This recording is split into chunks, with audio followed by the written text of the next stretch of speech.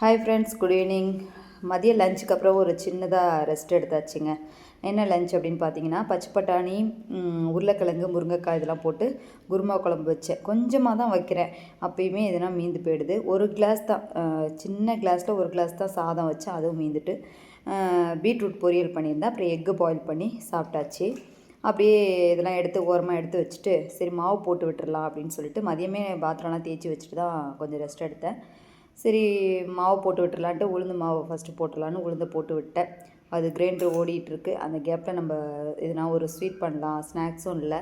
பாப்பா ஸ்வீட் கேட்டாங்க. சரி ஓகே, ஸ்வீட் பண்ணி கொடுக்கலான்ட்டு கொஞ்சமாக கேசரி பண்ணி கொடுக்கலாம் அப்படின்ட்டு அதுக்கு தான் ரெடி பண்ணிகிட்டு இருந்தேன். ஃபஸ்ட்டு முந்திரி பருப்பை நெய்யில் வறுத்து எடுத்துட்டு, அதுக்கப்புறமா ரவாவையும் வறுத்து எடுத்துக்கலாம் அப்படின்னு சொல்லிட்டு அது செஞ்சுட்டு இருந்தேன். முந்திரி பருப்பு கொஞ்சம் தான் இருந்தது, சரினா அதை மட்டும் போட்டுட்டேன்.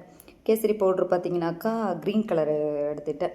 க்ரீன் கலரும் இருக்குது, ஆரஞ்சு கலரும் இருக்குது. நான் க்ரீன் கலரு எனக்கு நல்லாயிருக்கும்னு தோணுச்சு. சரி ஓகே, இன்றைக்கி அதை சூஸ் பண்ணியாச்சு.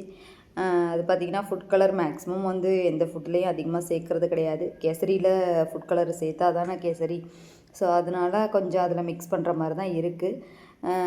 இதில் பார்த்திங்கன்னா கேசரி பவுட்ரு நான் கொஞ்சம் தான் மிக்ஸ் பண்ணேன், ஆனால் வீடியோவுக்கு பிரைட்டாக தெரியும். ஸோ அப்புறம் அதே நெய்லேயே ரவாவும் வறுத்து எடுத்துக்கிட்டேன்.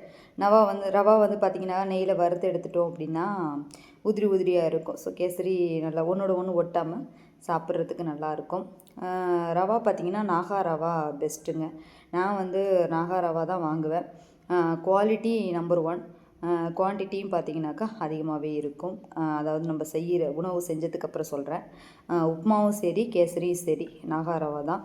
சப்போஸ் கடையில் அது இல்லை அப்படின்னா மட்டும் வேறு ஏதாவது பிராண்டு வாங்கிக்கிறது. அப்புறம் ஏலக்காய் பார்த்திங்கன்னா நான் பவுட்ராகவே எடுத்து வச்சுட்டேன். பவுட்ராக மிக்சியில் போட்டு கிரைண்ட் பண்ணி வச்சுருக்கேன். ஸோ அதே பவுட்ரு நான் தண்ணியில் மிக்ஸ் பண்ணிக்கிட்டேன்.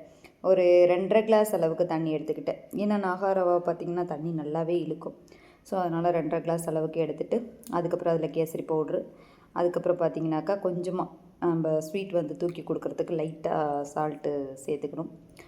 ஹோட்டலெல்லாம் பார்த்திங்கன்னா உப்பு போட்டு தான் செய்வாங்க, ஸ்வீட் நல்லா தூக்கி கொடுக்கணும் அப்படின்ட்டு. 3/4 கிளாஸ் அளவுக்கு சர்க்கரை எடுத்தேன். பட் ஆனால் அவ்வளவும் போடலை, கொஞ்சம் கம்மி பண்ணிக்கிட்டேன். ஸ்வீட்டு கொஞ்சம் நல்லா இருந்த மாதிரி இருந்தது, அதனால் நான் கால் கிளாஸ் அளவுக்கு சர்க்கரை எடுத்துட்டேன். கேசரி பார்த்திங்கனாக்கா நல்லா பிரைட்டாக க்ரீன் கலரில் தெரியும். ஸோ நேராக பார்க்குறப்போ கொஞ்சம் கலர் கம்மியாக தான் இருக்கும். ஏன்னா ரொம்ப ஃபுட் கலர் நான் போடுறதில்ல. எந்த கேசரி பவுட்ருமே போட்டாலுமே கொஞ்சம் கம்மியாக தான் போட்டுக்கிறது. ஏன்னா ரொம்ப அதிகமாக கேசரி பவுட்ரு ஃபுட் கலர் சேர்க்குறது கிடையாது, அது ஹெல்த்துக்கு அந்தளவுக்கு நல்லதில்லை. அதுக்கப்புறம் சர்க்கரையுமே நான் போட்டுட்டு கொஞ்சம் எடுத்து வச்சுக்கிட்டேன் சர்க்கரை. ஸோ அது அவ்வளோதான். அதுக்கப்புறம் ஃபைனலாக சர்க்கரையும் போட்டு நல்லா மிக்ஸ் பண்ணியாச்சு. மிக்ஸ் பண்ணிவிட்டு அதுக்கப்புறம் பார்த்திங்கனாக்கா கேசரி ரெடியாகி வெந்துருச்சு. அதுக்கப்புறம் பொரிச்சு வச்ச முந்திரி பருப்பையும் அதோட சேர்த்து போட்டு நல்லா மிக்ஸ் பண்ணி எடுத்தாச்சு. கேசரி பார்த்திங்கனாக்கா எனக்கு வந்து சூடாக சாப்பிட்டா தான் கேசரி பிடிக்கும். ஏதாவது ஸ்வீட் சாப்பிட்ணும் ஆசைப்பட்டால் கேசரி சூடாக சாப்பிட்ணும் ஆசையாக இருக்கும். ஆனால் வீட்டில் எல்லாருக்கும் கொடுத்துட்டு அந்த டைமில் நம்மளுக்கு ஏதாச்சும் ஒரு வேலை இருந்து பார்க்க போயிட்டோம்னா கேசரி சல்லுன்னு போயிடும். அப்போ நான் சாப்பிடவே மாட்டேங்க. சும்மா ஒரே ஒரு வாய் மட்டும் போட்டு அப்படியே எடுத்து வச்சுருவேன். வீட்டில் எல்லாருமே கேசரி சாப்பிடுவாங்க, ஆனால் எனக்கு சூடாக சாப்பிட்டா தான் பிடிக்கும். சரி பாப்பாவுக்கு ஃபஸ்ட்டு கொடுத்துடலாம். பாப்பா தூங்கிட்டு இருந்தாங்களா, சரி அவங்கள எழுப்பி விட்டு ட்ரெஸ்லாம் மாற்றி விட்டுட்டு அதுக்கப்புறம் பார்த்திங்கனாக்கா சரி அவங்களுக்கு கேசரி கொடுக்கலாம் அப்படின்னு சொல்லிட்டு அவங்களுக்கு தான் ஒரு கப்பில் போட்டு எடுத்து வச்சேன். இன்றைக்கி எங்கள் வீட்டில் ஈவினிங் ஸ்நாக்ஸ் பார்த்திங்கனாக்கா க்ரீன் கலர் கேசரி. பாப்பாவுக்கு தூங்கி எழுந்திரிச்சோடனே கேசரி அப்படின்னோடனே ரொம்ப இன்ட்ரெஸ்ட்டாக வாங்கிக்கிட்டாங்க. ஏன்னா அவங்களுக்கு ஸ்வீட்னால் ரொம்ப பிடிக்கும்.